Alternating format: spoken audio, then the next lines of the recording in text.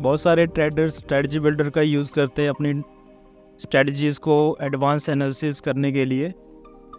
ये strategy builder की screen है। यहाँ पे आपको ऊपर मेजर इंडेक्सेस जो निफ्टी, बैंक निफ्टी, फिन निफ्टी हैं, यहाँ पे आपको उनका बटन दिखता है। यहाँ पे अगर जो आपको स्टॉक्स की स्ट्रेटजीज बनाने हैं तो यहाँ से सर्च बटन से आप क्लिक करके उस स्टॉक का नाम ऐड करके, जैसे मैं यहाँ पे रिलायंस टाइप कर देता हूँ, रिलायंस इंडस्ट्रीज। तो अभी मेरा रिलायंस सेलेक्ट हो गया है। रिलायंस का spot price and future price यहाँ पे मुझे दिख जाएगा। यहाँ पे 3 बटन्स दिए हुए, ऐड न्यू, फास्ट स्ट्रेटजी का ड्रॉप डाउन है और माई स्ट्रेटजीज़ का ड्रॉप डाउन है। फास्ट स्ट्रेटजी में आपको रेडीमेड स्ट्रेटजीज मिल जाएंगी। आपको अगर जो कुछ रेडीमेड स्ट्रेटजी में काम करना है तो आप यहाँ से सिलेक्ट कर सकते हो। अगर आपको रेडीमेड स्ट्रेटजी में काम नहीं करना है तो आप अपनी खुद की कस्टमाइज स्ट्रेटजीज भी बना सकते हो। उसके लिए आप यहाँ पे ऐड न्यू पे क्लिक कर लीजिए तो ये मिनी ऑप्शन चेन आपको दिख जाएगा। ऊपर यहाँ पे रिलायंस सेलेक्टेड है, उसकी एक्सपायरी सेलेक्टेड है, जिस एक्सपायरी में काम करना है वो आप सेलेक्ट कर लीजिए। ऊपर यहाँ पे ऑप्शन एंड फ्यूचर का स्विच बटन दिख जाएगा। अगर आपको ऑप्शंस में काम करना है तो ऑप्शंस पे रहने दीजिए, नहीं तो अगर आप फ्यूचर्स से रिलेटेड कोई स्ट्रैटेजी बनाना चाहते हैं तो फ्यूचर में स्विच कर लीजिए।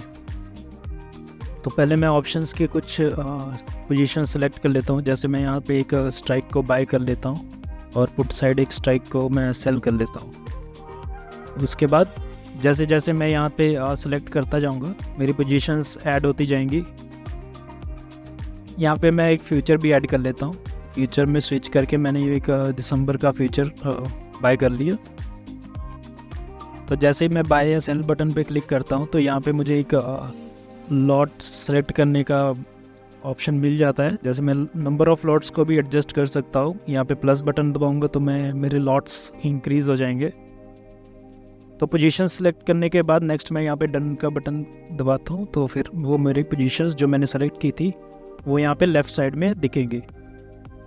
इसके बाद ये जो पे ऑफ चार्ट है, ये पोजीशंस का क्या पे ऑफ होगा, ये जो मैंने अगर जो स्ट्रेटजी एग्जीक्यूट की तो उसका प्रॉफिट एंड लॉस अलग अलग प्राइस पॉइंट पे क्या होगा, यहाँ पे मुझे वो चार्ट में पता चलेगा।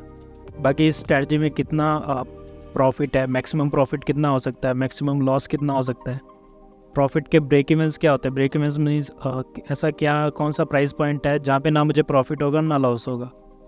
इसके बाद रिस्क रिवॉर्ड रेशियो है कि मेरे 1 रुपये के रिस्क के सामने मुझे कितना रिवॉर्ड मिल रहा है। यहाँ पे लाइव पीएनएल है, जिस प्राइस पे मैंने ये पोजीशंस ऐड की है वहाँ से ये लाइव पीएनएल कैलकुलेट करेगा लाइव मार्केट में। यहाँ पे net debit and net credit आपको इसका भी डेटा मिलेगा। डेबिट स्ट्रेटजी है, क्रेडिट स्ट्रेटजी है।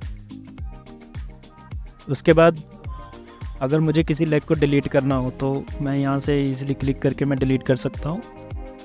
यहाँ पे लॉट एक्स मतलब लॉट मल्टीप्लायर का ऑप्शन मिलता है। अगर जब मुझे सभी में लॉट इंक्रीज़ करना हो, अपनी सारी पोजीशंस में लॉट इंक्रीज़ करना हो तो मैं यहाँ से ईज़िली जितना मुझे चाहिए मैं यहाँ पे सेट कर सकता। इसके बाद यहाँ पे मुझे ये कुछ बटन्स मिलते हैं, पे ऑफ का, पीएनएल का, क्रीक का एंड परफॉर्मेंस का। तो पे ऑफ में आपको पे ऑफ चार्ट दिखेगा।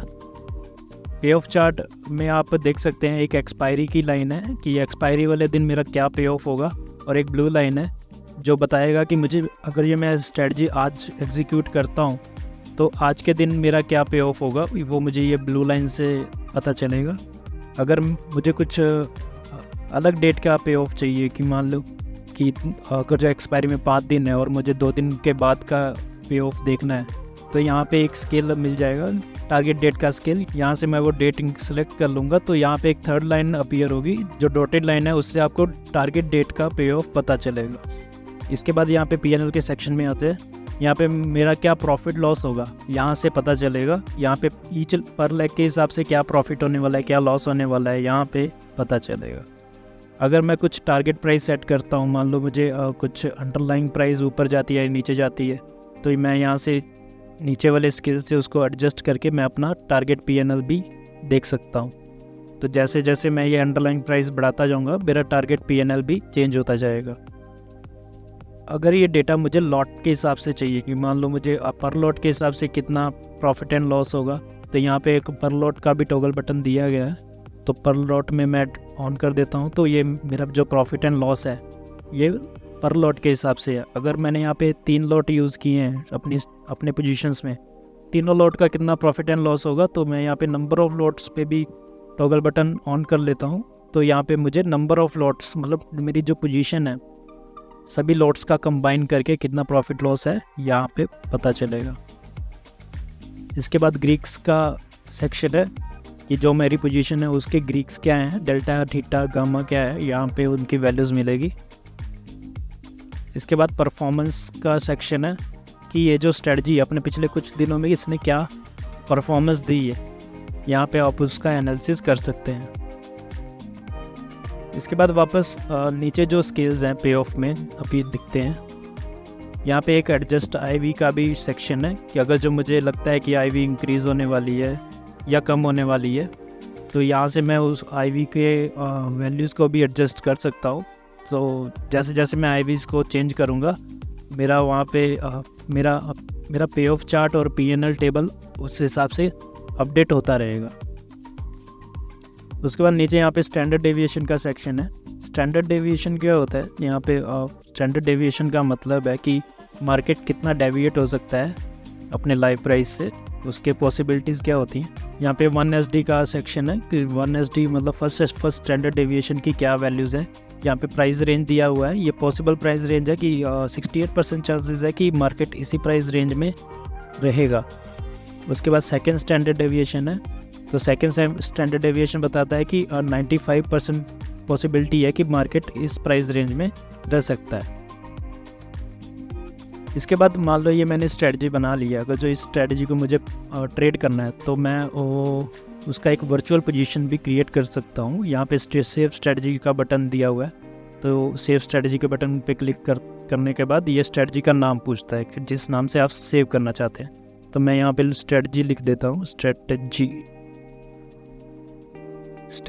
उसके बाद मैं सेव पे क्लिक करूँगा तो ये मेरा जो पोजीशंस हैं ये जो मैंने क्रिएट की हैं ये मेरे पेपर पोर्टफोलियो में ऐड हो जाएंगे, जिनको मैं दोबारा कभी भी माई स्ट्रेटजी वाले ड्रॉप डाउन से एक्सेस कर सकता हूँ और उसमें मॉडिफिकेशंस भी कर सकता हूँ। तो इस तरह से ये strategy builder option buyers and sellers को अपनी स्ट्रेटजीज़ को एडवांस एनालिसिस के लिए काफ़ी हेल्पफुल टूल रहता है। और भी फीचर्स को एक्सप्लोर करने के लिए आप web.talkoptions.in पे विजिट कीजिए और अपना फ्री में अकाउंट ओपन कीजिए। Thank you.